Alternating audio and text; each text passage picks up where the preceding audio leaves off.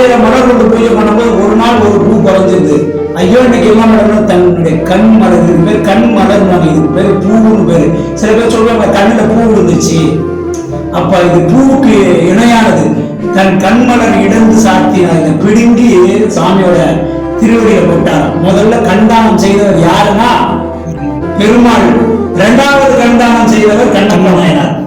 அதுக்கப்புறம் இப்ப நாம பண்றோம். நம்ம கூட உயிரோடு இருந்து பண்றதுல செத்து போனதான் பண்றோம். ஆமா, நல்லா இருந்தா அது சில பேர் கொடுக்கறதுக்கு மனசு இல்லை. செத்ததுக்கு அப்புறம் கூட கொடுக்கறதுக்கு சொந்தக்காரர்களுக்கு மனசு இல்லை.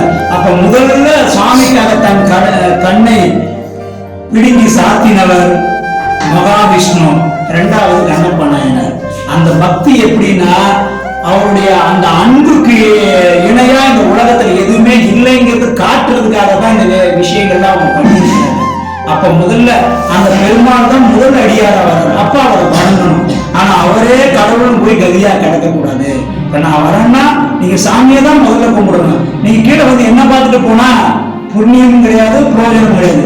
இவரை வணங்க வேண்டும், என்னை மதிக்க வேண்டும், இதுதான் விஷயம். நிறைய பேர் என்ன பண்றாங்க, கடவுளே மறந்துட்டு எங்கேயாவது ஒரு ஆள் உட்கார்ந்தாங்கன்னா அவங்க கதியிலே போய் வந்துடுறாங்க, எல்லாத்தையும் பண்றாங்க.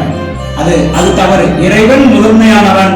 இறைவனுக்கு தொண்டு செய்கின்ற அடியார்களும் இறைவனுக்கு ஒப்பானவர்கள். இவர்களை மதிக்க வேண்டும், அவனை வணங்க வேண்டும். இதுதான் நியதி.